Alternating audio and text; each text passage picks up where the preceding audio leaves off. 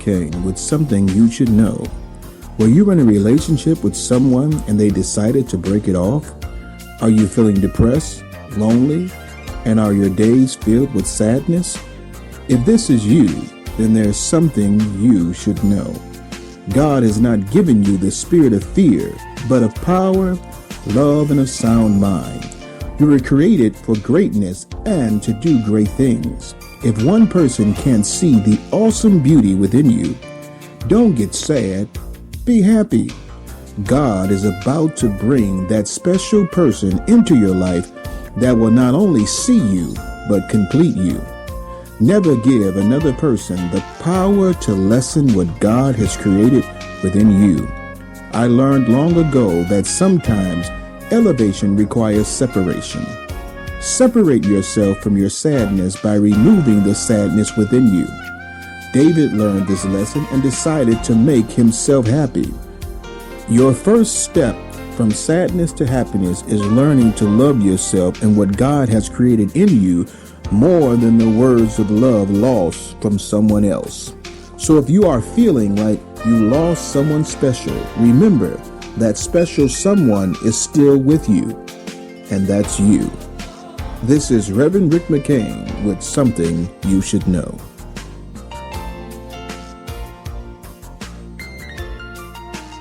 Now boarding the McCain train with Reverend Rick and author Brenda McCain. They're bringing hot and powerful topics regarding relevant issues on marriage, relationships, and life-changing family topics. And they are funny, engaging, energetic, and they bring real talk that reaches beyond the walls of the church. They have been successful because they have discussed topics like, help me, I want to grow old. My addiction is hurting my relationship. Aborted but not forgotten. Living in an HIV/AIDS relationship. The hand that loves me is hurting me. So if you want to know their glory, you have to know their backstory. So get on board the McCain train and listen to the Let's Stay Together Internet Talk Show. Director of Malcolm Williams and Great Faith, and you're listening to the Let's Stay Together show. Hello, this is Reverend Rick McCain, and I'm with my wife, author Brenda McCain, my baby, my girl, my boo, and this is the Let's Stay Together show, and we are here and honored to be here with Terry Vaughn. And Terry, we are just so happy to have you here on the Let's Stay Together show. How are you doing today? I'm doing wonderful. Well, great. Tell us a little bit about your role in this movie, 72 Hours. You're Ricky Dillon, and you're listening to the Let's Stay Together radio show. Hello, this is Reverend Rick McCain, and I'm here with my baby, my girl, my boo, author Brenda McCain from the Let's Stay Together show, and I love my wife. But let me tell you something, ladies and gentlemen, this is an actor that I love. Mr. Harry Lennox, it is so nice to see you, sir. Thank you for being on the Let's Stay Together show. Well, thank you, Rick. This is great, and I am honored to be with you and your beautiful wife. Well, my question for this beautiful lady is she's very modest, and if I can give a shout out to you, because I got approval for because this is my girl. I'm taking it back to Levita from Steve Harvey, but I love all of her work and everything that she does. And she's a 3-time Emmy Award winner, so that's why I said she's modest, and I know you're gonna bring to this movie the goodness that you brought to Debbie's little girl, because you was so good as a level-headed girlfriend that kept everything going. She was mean. Well, she was level-headed. She was, but I love you. Very so judgmental. You don't do mean roles. I love you. If you would like to advertise on the Let's Stay Together Talk Show or be a sponsor, contact us at letsstaytogethertalkshow.com and call 708-713-4958. Welcome back to the Let's Stay Together Talk Show. Your next stop, the McCain train.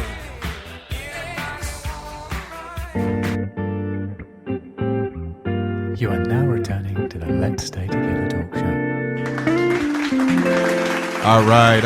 Welcome back. Man, if you missed the first half hour, I mean, that was explosive. We're talking about black violence in America. United we stand, so why are we so divided? This has been excellent. What are you talking about, girl? Did you have a phone call? Yeah, we did have a phone call. So the caller that called in and, we went to the commercial. Call us right back. We had a couple of callers that come in, but they get commercials and like, I ain't staying on this phone. You know you can be on the phone all you want to. It's unlimited. Yeah. It's unlimited. So call us back, caller. Baby, what you got? We were talking about some things, but go with your question.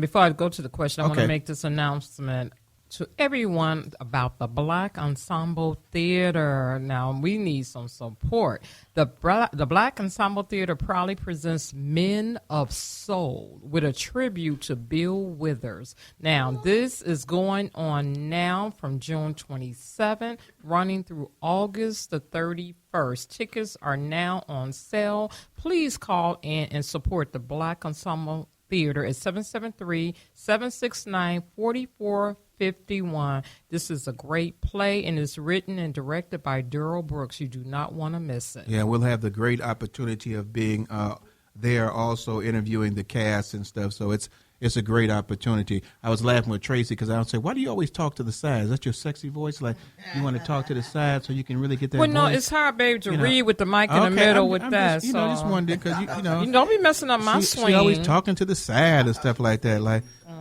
Hey, but go ahead with your question. We want to stay with this powerful subject. Okay, but do you want Mr. Raymond to do his announcement now? Here's a little later. Okay, then what we're gonna do? Because we don't want two He's so announcements. cool. I do We it don't want to later. do two announcements aside. Okay. One powerful at a time. Okay. Go ahead. Well, then this question is, do you believe that the behavior in the Black community is affected by today's conditions? And those conditions are low socioeconomic status,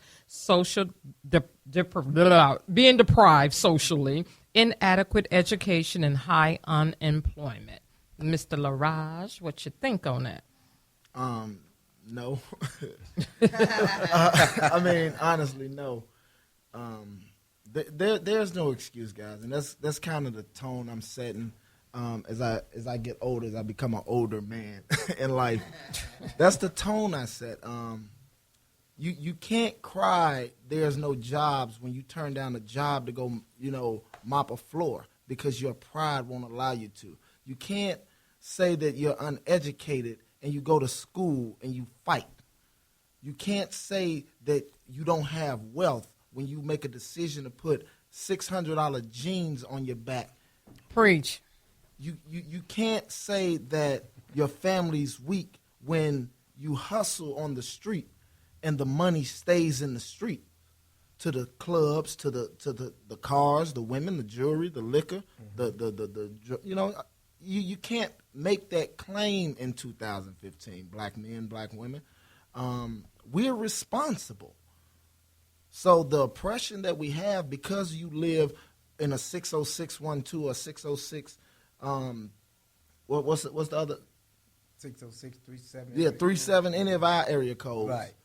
2412 08. 08. I used to be in 08. Yeah. When you 28. If the common man is knowledgeable that employers pick and choose people because they can't pick and choose off race anymore, but they can look at your zip code and kind of put together an idea of who you are. Yeah. But if you have that idea that if that's how far this world have come, then why do you continue to try to work and appease this America? We have to start finding the beauty in ourselves. We can't no longer have that dream of growing up and say, I want to work for this company or that company. We're in one of the most creative generations of my 29 years living on this earth. And that's a long time. Seriously, these kids are amazing. Yeah, they are. Yes. They can sing. A 9-year-old black girl can sing as powerful as Miss Aretha Franklin. Yes. That's talent. But is she nurtured? Is that no? Her school doesn't offer music, but her mom or dad or aunt won't take her 3 blocks for music lessons to nurture her talent. That goes back to what he was saying. Yeah, we've been conditioned and we've been put in a system to do things, but we're intelligent enough now. We have the resources. We have the funds. We have black doctors. We have black preachers. Lawyers. But each and every one of us in the black community ride past 16 brothers on the corner selling drugs and wave at them as opposed to calling the police because they're doing something criminal. We can't approve criminal and negative behavior in the black community Yeah, that's no more. true. That's how the violence is going to cease. Yeah, talk to me, Raymond. Well, one of the things we have to learn is acceptance. coming from poverty-stricken neighborhoods, we understand what we're up against.